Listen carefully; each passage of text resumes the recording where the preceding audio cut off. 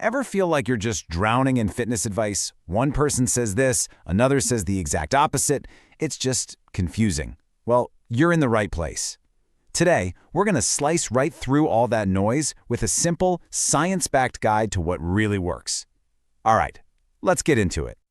So, here's the game plan. First, we're going to pull back the curtain on the fitness industry's billion-dollar lies. Yeah, you heard that right. Then we'll bust some of the biggest myths about losing fat. After that, we'll dig into the real truths about training and nutrition, and to wrap it all up, we're going to build an evidence-based fitness plan that you can actually stick with. Okay, let's kick things off with a number that, honestly, it's pretty wild. 70%. Get this, that's how many young adults are getting their diet advice straight from social media. I mean, think about that. It's a massive, massive number, and it's basically ground zero for all the misinformation out there. And that really leads to the big question, doesn't it?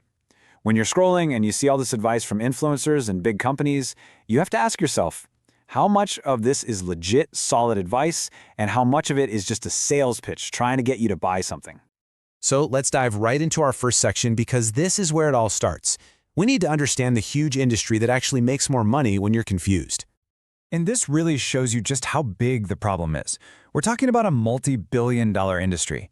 And when you see that more than 74% of Americans are buying supplements, you start to see how this fitness fog gets created. It's this dense cloud of conflicting advice, and it's designed to leave you feeling lost and vulnerable to whoever has the flashiest marketing. All right, so it's time to clear away some of that fog, right? For our second section, we're going to become mythbusters. We're going to take on the biggest fat loss myths and separate the marketing nonsense from the cold, hard science. Okay, first up, the big one, spot reduction. You know the idea, I'm going to do 1,000 crunches to burn off this belly fat, or endless leg lists to slim down my thighs. It feels like it should work, right?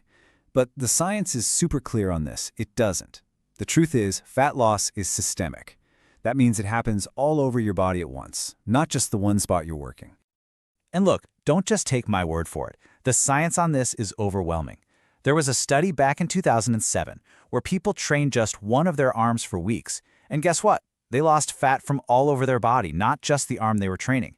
Then another study found that a ton of ab exercises did absolutely nothing extra for belly fat compared to just diet alone. And if that's not enough, a huge review in 2021 looked at over a dozen studies and confirmed it. You just can't pick and choose where fat comes off. So, if all that stuff doesn't work, what does? Well, here's your actionable takeaway. It's actually pretty simple. 1, focus on training your whole body. 2, make sure you're in a consistent, sensible calorie deficit. And 3, always prioritize progressive overload. That just means you're gradually getting stronger over time. That's the real magic formula. All right, let's tackle another super popular myth, fasted cardio. The idea is that if you work out before you eat, you'll burn more fat. And hey, technically, you might burn a slightly higher percentage of fat for fuel during that one workout. But here's the truth. For actual long-term fat loss, the only thing that really matters is your total calorie balance for the entire day. And this chart right here, it makes it crystal clear. This was a 4-week study. They took 2 groups of women. One group did their cardio fasted. The other ate beforehand. But, and this is the key, their total daily calories were the same. The result, as you can see, both groups lost pretty much the exact same amount of body fat. The timing just didn't make a difference. Okay, and a really quick one here. More sweat equals more fat loss, right? Nope, not at all. That's a huge myth. Sweat is just water. It's your body's air conditioning system. That's it.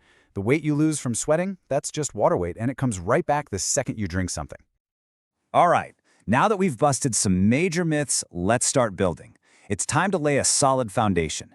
In this next section, we're going to talk about the core truths of training and nutrition, the stuff that actually gets you real, lasting results. You see it all over social media, right? No days off. But this myth that you have to train every single day, it's not just wrong, it's actually holding you back. The truth is, recovery is where the magic happens. That's when your muscles actually repair and get stronger. Rest isn't lazy, it's a critical part of the equation.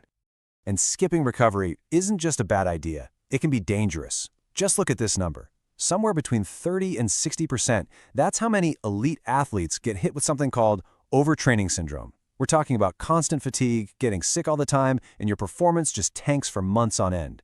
If it can happen to them, it can happen to you. Okay, let's talk about the public enemy number 1 for decades, carbs.